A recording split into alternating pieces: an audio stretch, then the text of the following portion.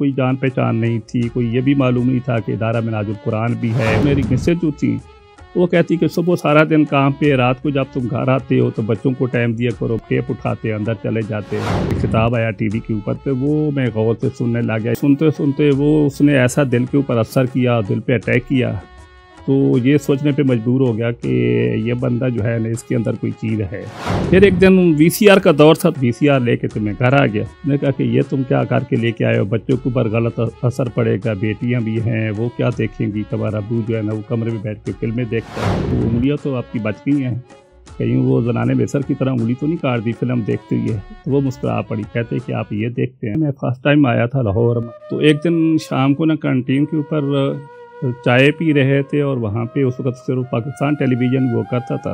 अब कैद मुतरम का ना वहाँ पे खिताब आया टीवी के ऊपर पे, वो मैं गौर से सुनने लग गया। इत्फाकन नज़र पड़ी, कोई वाक़ियत नहीं थी, कोई जान पहचान नहीं थी। तो वो जब मैं सुना तो वो सुनते सुनते वो उसने ऐसा दिल के ऊपर असर किया, दिल पे अटैक किया। तो ये सोचने पे मजबूर हो गया कि ये बंदा जो है ना, इसके अंदर कोई चीज़ है।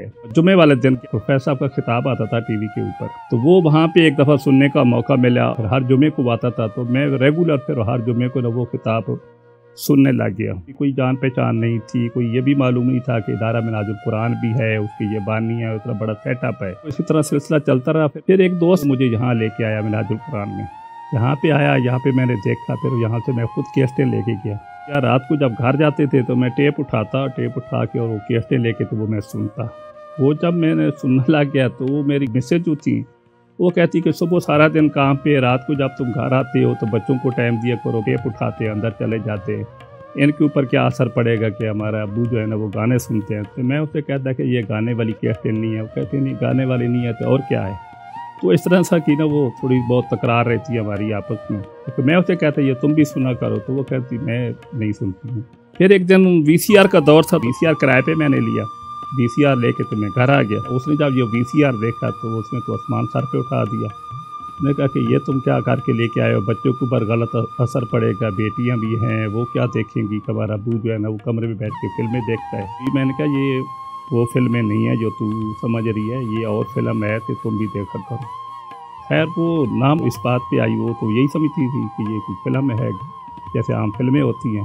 दूसरे दिन सुबह मैंने कहा ये फिल्म पड़ी है और वीसीआर भी पड़ा है, ये तुमने फिल्म देखी है। वो कहता तुम जानो और तुम्हारा काम जाने। खैर मैं चला क्या, लेकिन कहीं दिन को ख्याल आ गया, उसने वो फिल्म लगा ली। उनको मैं देखूँ तो सही।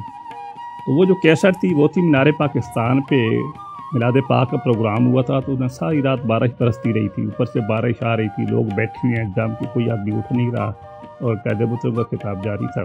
तो वो जब रात को मैं घर आया तो मुझे अंदाज़ा हो गया कि आज फिर इसने ये कैसेट देखी है। तो मैंने उसे ऐसे याद रहा है ना, मजाक पूछा। मैंने कहा वो उंगलियाँ तो आपकी बच गई हैं, कहीं वो जनाने बेसर की तरह उंगली तो नहीं काट दी फिल्म देखते हुए।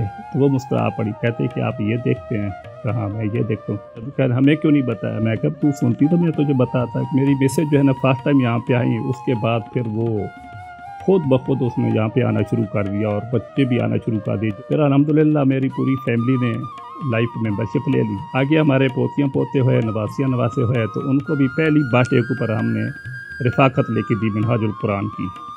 और इस मिनहाजुल कुरान का और इस मिशन का इतना फैज़ है कि वो बयान से बाहर है। कि अल्लाह ताला का करम है। तो यही दुआ करते हैं कि अल्लाह पाक हमारा मरना भी इसे मिशन के ऊपर रखे। अगले जहान भी यही मिशन हमारे काम आएगा। कैद मुतरम की सगत अगले जहान भी हमारे काम आएगी।